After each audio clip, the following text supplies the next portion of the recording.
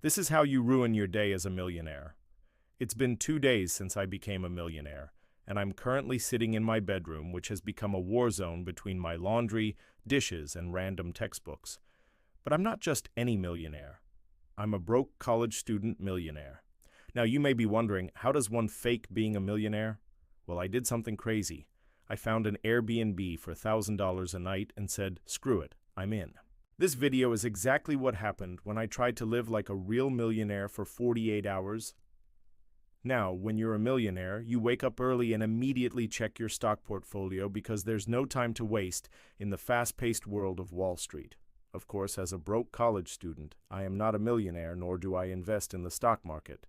But I did wake up early and look over my bank account because, hey, if I'm gonna pretend to be a millionaire, I gotta play the part. After successfully making myself coffee and failing to make myself breakfast, I realized being a millionaire isn't as easy as it looks. However, I can't let my dreams get in the way of my responsibilities. So I got dressed, brushed my teeth, and headed out the door to start my day. First thing on the agenda, spa day. As a broke college student, my idea of going to the spa means taking a hot bath and slapping some cucumbers on my eyes. But as a millionaire, I couldn't settle for less. So I found a local spa, made an appointment, and hoped for the best. When I arrived, I felt like a true millionaire. I sat in the waiting room sipping on some cucumber water and contemplating whether or not I should invest in some shares of Cucumbers Incorporated. Just kidding.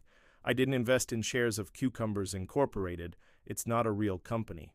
Anyway, soon it was time for my treatment, and oh man, was it amazing. They gave me a massage, painted my nails, and slapped some cucumbers on my eyes, just like I like it. Overall, it was a great experience, and I highly recommend it. After getting pampered, I headed home to change because it was time for my next activity, driving a luxury car. As a broke college student, my idea of driving a luxury car is playing Forza Horizon 5 until my thumbs fall off.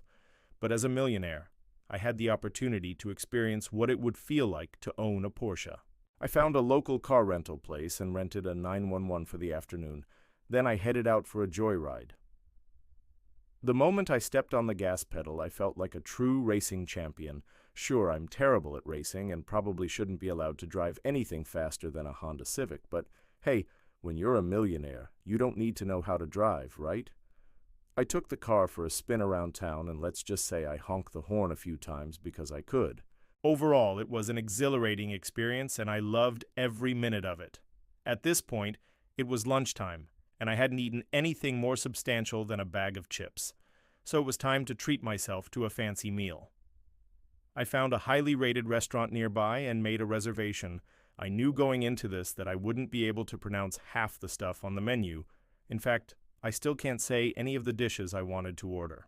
So I just stared at the menu until a waiter came by and said, "Hey, what do you recommend?" And he said, "Whatever you do, don't order the escargot." He said, "It's disgusting." So I decided to be adventurous and ordered the most expensive thing on the menu. When the waiter brought out my meal, I knew I had made a mistake. It looked like something a toddler would make in preschool art class, and I'm pretty sure it was supposed to look like that. But whatever. I ate it anyway because I didn't want to be wasteful. Honestly, I had no idea what I was eating, but it wasn't the worst thing I'd ever tasted. However, I was secretly glad to be done with it. I paid the bill, which was more money than I spend in an entire month on food, and headed home. Once I arrived back at my humble abode, I collapsed on my bed, wondering what it would feel like to actually be a millionaire. Little did I know, this was only the beginning. When you're a millionaire, you don't just take ordinary showers. You take showers that are more like art installations. A true millionaire uses their shower as a place to meditate, reflect on their life choices, and contemplate the meaning of the universe. Well, I hate to break it to you, but I can't afford therapy and my landlord doesn't consider me a millionaire. So my shower routine is more like a place to wash my body and contemplate the meaning of the universe. Sure, I try to make it more glamorous by singing at the top of my lungs and pretending to be a famous singer who's never heard a bad note in their life. But let's be real, I sound like a dying cat being strangled.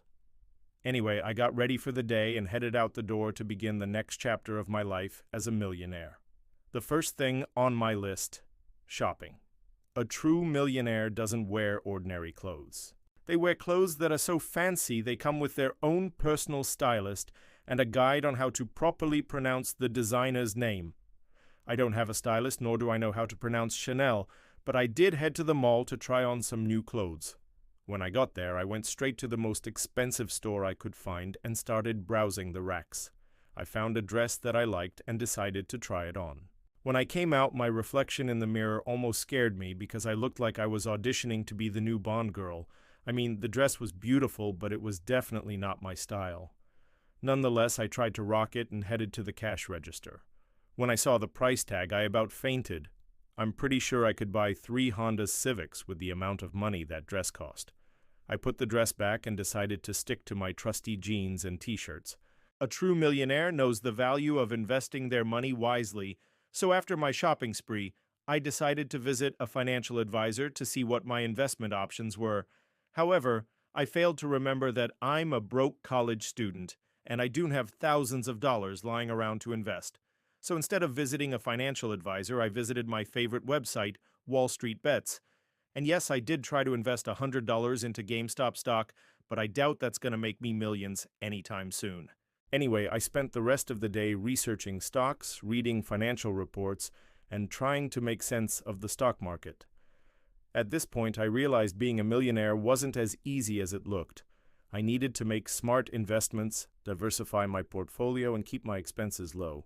Guess that's why they call it being a millionaire and not being a broke college student pretending to be a millionaire.